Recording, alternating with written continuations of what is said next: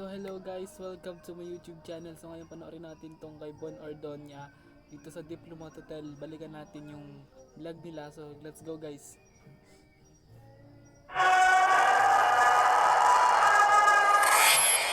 This is the most haunted, abandoned hotel in the Philippines. Ngayong gabi, nandito tayo sa Diplomat Hotel dito sa Baguio to explore kasama ang BG kung talaga bang nakakatakot dito sa lugar na to.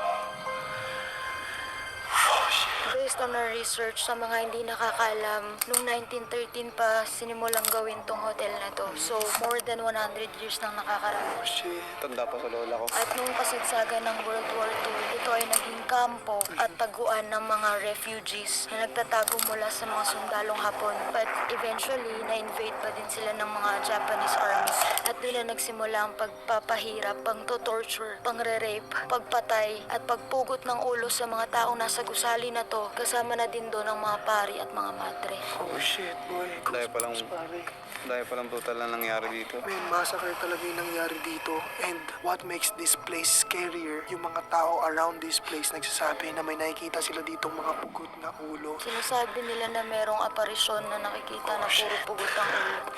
Tapos madami din nagsasabi, syempre yung mga nakatira dito, pati yung mga bisita sa mismong hotel, yung mga nurse, sinasabi nila na ang dami nilang naririnig na strange sounds, katulad ng iyak, pagsigaw, pagkalabog ng mga pinto, pintana, na pinaniniwala ang galing yung mga iyak sa mga bata at sanggol na pinatay sa may fountain daw. Oh shit, fountain sa hotel. Yun yung mga restless souls na talagang hindi sila natatahimik. Hindi sila matahimik. Kanina nga lang boy, pagdating natin may nagtutok-tok sa loob eh. Ayun nga, ngayon hindi talaga biro tong exploration natin, boss. Next level talaga to. Rules natin, sama-sama lang tayo. Number 1. Number 2, Wala tatakbo. walang tatakbo, walang sisigaw. Number 3, Walang mag-iingay, respeto sa mga kaluluwang nasa loob. okay, current time check muna tayo. It's 3:12 in the morning at pasukin na natin ang Diplomat Hotel. Let's go boys, kaya na rin to. Sino yung tunog mo? Yan sila Bon, kasama natin. Oh shit, Uy. nakakatakot yung tunog. Okay, dito tayo papasok sa labas kasi yung main entrance ay sarado. Kaya dito tayo sa likod. Hindi boy, huwag ka mauna. Si Ladies Carlin first. mauna. Ikaw mauna, pre. Ladies first. Ikaw na mauna. Natakot kami. Pasok mo tayo. Careful. Ingat ha.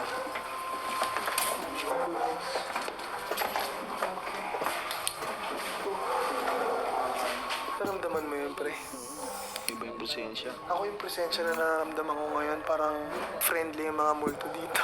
Seryoso kasi kung wala naman tayong intensyon na mali, di naman sa atin gagawa ng masama sila eh. Ito first floor to. Ito mga room talaga to. This is the first Ito mga floor. room. Ito yung mga rooms ng hotel na vlog.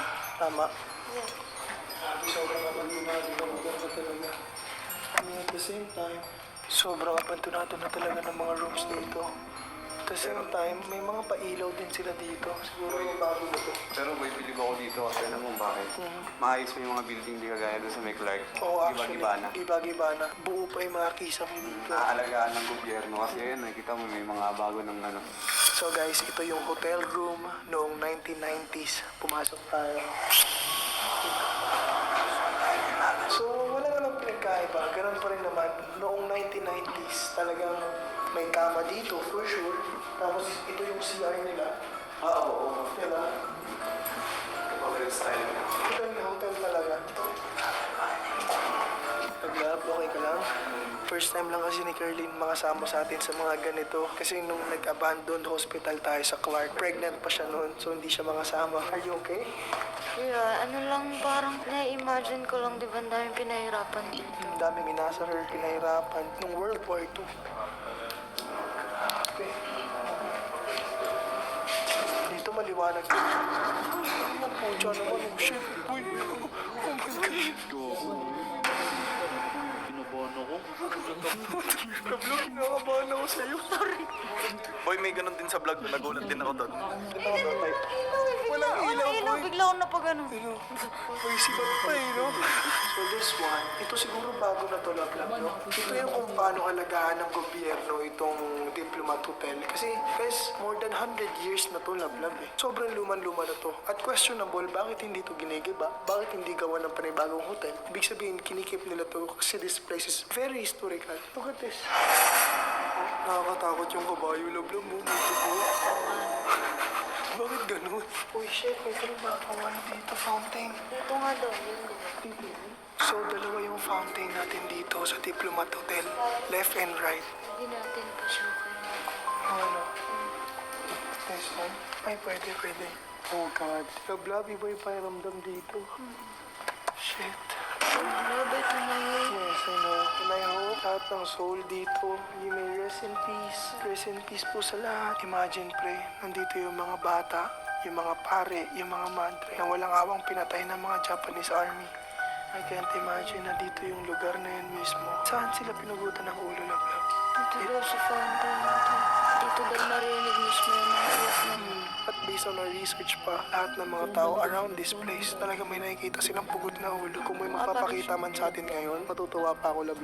Kasi hindi pa ako nakakita ng multo. Nakakita na ba kayo ng multo? Pugot na ulo? That's creepy. Bakit may ulo doon, love? Ayan. Parang nga siyang umiiyak. Hoy, Lamin, huwag kang pumupunta doon. Dito ka lang sa amin, baka mawala ka eh. Itong batang to talaga, oh. Uuwi na ng Canada. Baka wala pa. Ito yung main entrance. So, ito yung pinakalabi ng ano. Yan boy, sabi kasi dito, itong ceiling daw, marupok na daw yan, nalalaglag kasi bitak-bitak na daw. So, hindi safe dito. Kaya may harangan dyan. Okay, so ngayon pumunta tayo sa second floor ng hotel na to. Alam mo, Love, hindi ako natatakot sa lugar na to. Kasi mas natatakot ako pag nawala ka sa akin. Bumabanat ka pa. Bumabanatan ka ng mga nandito. Kasi mas nakakatakot yun pag nawala ka sa akin, Love. Kasi yung mga hindi namang magpaparamdam sa akin yan eh. Ako na lang magpaparamdam sa'yo. Rar. So, ngayon, packet na tayo ng second floor. Dito kaya safe dito. Hindi ko alam, sabi, nagbibilang ka, Nagbibitak na daw, po tapos nga. pupunta ka tayo ng second floor. Why? This is the second floor and walang meron dito, men. It's just empty and very sketchy place. Dito yung nakakatakot na part na sa totoo lang. Kasi what if biglang may sumulit dyan na Oo, boy. pugot yung ulo, no? Rin yung kanina, boy. Paano kung may sumilip din kapag nag-flashlight tayo? Actually, gano'n naman talaga. Imagination natin yung kalaban natin. Oo, totoo yun. Imagination talaga. Kakaibang tunog. Ano ka, ibang tunog? Doon kanina, sa kwarto doon. Mga tara, puntahan natin. Doon sa dulo ng kwarto boy. Yun yung maganda. Wala, kala ko ano eh. Ano, sorry. Hindi mo ka talagang tao eh. Kabado eh, no? Tinan mo, pre, may anino, pre. Di ba mukhang tao, pre, na pintura? Loko-loko yung nagpintura dito. Tingnan niyo si Carlene, nauna pa, oh. Napakatapang. May chingo sila dito, boy. Nangyari na ako. Uy, loko to. Gugulat ka pa pag ikaw talaga. So, what's this one? Chimney. Chimney. Luxury room. Luxury. Oo, mga deluxe room dito. Dati yung maganda. Oh, shit. So, ito yung deluxe room na pinakamahal na room dito sa Diplo. VIP, tama, boss? Kasi ang deluxe room. Wow, pucha, boy. Parang meron pa siyang bathtub. Tapos yung side boy, tingnan mo, hindi pa lang mapaklas lahat. So ito yung original niyang side boy. Oo, maganda nga talaga. Tsaka maganda pa dito sa Baguio. Hindi nyo na kailangan ng aircon eh. Buksan nyo lang yung bintana. Boom, sobrang lamig. Video ako dito boy, samahan mo muna ako. Sige, sige. Saan? Ano yung iwan? Sa likod ko lang kayo. Ano yan? Video ko lang to. Dito kayo sa likod ko. Out ka boy. Oo, gago. Pinapagod na pa. Ganyan na lumirado si Yana boy. What's that? What's that? What's that? Lamig naman, tutok-tok. Oh, gago. Oh my God, may nagpaparamdam. For real, for real, for real. Oh my God, God. Shit. Love. Dito ka lang, dito ka lang. Okay, so... Lambot ng boy.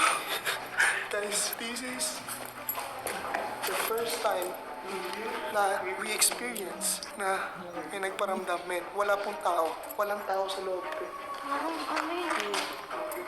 Sino po? Grabe, seryoso. Sana po, baba tayo boy. Hindi, huwag kayo kasi mataranta, boss. Wow, walang matataranta. Walang tatakbo. Ano po yun? Ano mo? Oh my God. Sorry po. Pasensya po dahil ginambala po namin kayo. Tara, saan tayo? Na-surprise ako, pre. Boss, dito ako sa likod namin, boss. Tol, sabi ko sa inyo, tutropahin nyo. Oo. Huwag yung tatakbuhan. Siguro namin huwag tayo magpakita na natatakot tayo. Kasi lalo magpaparamdam yan. Hindi boy, ano lang yun boy, yung nangyari kanina. Ano lang yun, parang on the spot experience lang yun. Oo. Boy, ito na yung labas, boy. Normal lang yun. Grabe. Ay, ito Ito na yung balot ka ng balot. Dami, huwag kang lumayo sa akin. Lamin, ikaw, loko-loko ka. Nauna ka dito, ha. Namin di mo ba alam yung nagparamdam na namin sa baba kanina. May ano, parang taway, tawan. Hindi, Tutok eh. makatok, mami. Akala Tumataktak ko siya. tawag. Wala ba kayo ka lang? Grabe. Real shit yun. For the first time, may nagparamdam po talaga. First time talaga yun boy. Oo, may. Guys, narinig niyo yun. Walang sound effect yun. Walang sound effect yun. Pucha. Nagpaparamdam yung mga multo dito. Sa tinatayuan natin ngayon, dito yung nabasa ni Carlene. Oo, yung nurse na tumalon. Kasi nasunog to eh actually. Tapos ang daming taong natrap. So dito, Tapos dito dito siya sa may cross daw. ayan yung cross na to.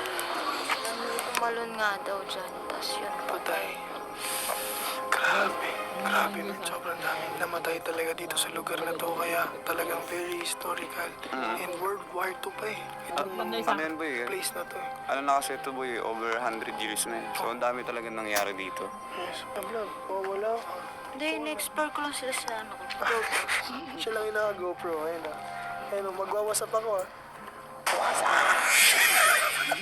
Tayo mali yung gano'n ah. Kuya Bon, nakasubscribe ako Kuya Bon. Boy, ganun ba lang experience boy kapag may nagparamdam sa'yo, parang gusto mo tumakbo, parang gusto ko i-break. Alam mo ba boy, parang gusto ko i-break yung rules kanina kasi first time ko mga experience ng ganun nagpaparamdam. Ako, ayoko lang magpakita ng weakness kay Carlin, pero natatakot na talaga ako. Boy, ako nga, pre. Gusto ko na talaga tumakbo kanina. Nakita mo si Pastoni, ginanong mo na.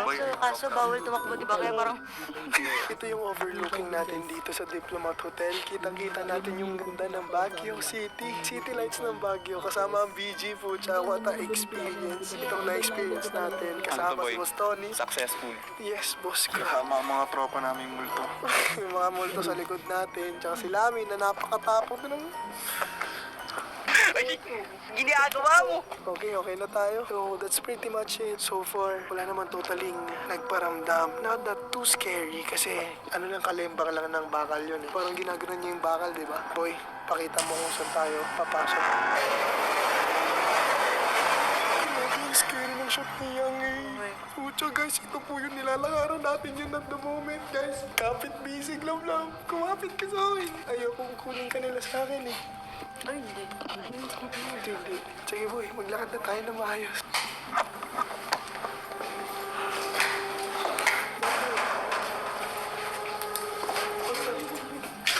Pucha, kala ko ano naman. Lagi may tao nakasilip eh, no? Eh kasi nadaanan ng ilaw ni Lamin, so parang ako na po ano. Pero may tao talaga nakasilip eh, no? Painting lang pala. Huwag ka masyadong nervyosa. Nandito lang ako, hindi kita pababayaan, okay? Alright, bago tayo tuluyang umalis dito sa Diplomat Hotel, subukan natin yung No Lights Challenge. Uy, right now. 3 seconds lang. Sige. Okay? 3, 2, 1. Grabe, what an experience yung naramdaman po natin dito sa Diplomat Hotel, dito sa Baguio. Ano boy, natakot ba kayo? Oo, boy. Baka kasi hindi pa kayo natakot. Kapag nag-hit tayo ng 30,000 likes dito sa video na to, mag-overnight challenge tayo dito sa Diplomat Hotel. Yun ulit boy. Overnight. Ganun boss. ulit? Kasi na-explore na natin eh. So what if mag-overnight tayo dyan sa loob ng hotel? Boss, hotel yan eh. Mag-hotel natin. Check-in lang tayo, boss. Check-in tayo, Check-in boss. lang tayo. Kaso yung check-inan mo, boy, multo yung reception. Boy, Abandonado. gusto ko doon tayo sa Dela. Deluxe po. Boss, tawag doon na yung kundo. Yun yung challenge eh. Love, hindi ka Doon pwede. nga tayo may narinig. Ayun guys, maraming salamat sa panonood ng video ito. Sana i-subscribe nyo ako at huwag nyo kakalimutan mag-like, mag-share at comment. At huwag nyo nang kalilimutan magpindutin ang notification bell para mag-updated kayo sa mga susunod kong video. So maraming salamat guys. Thank you.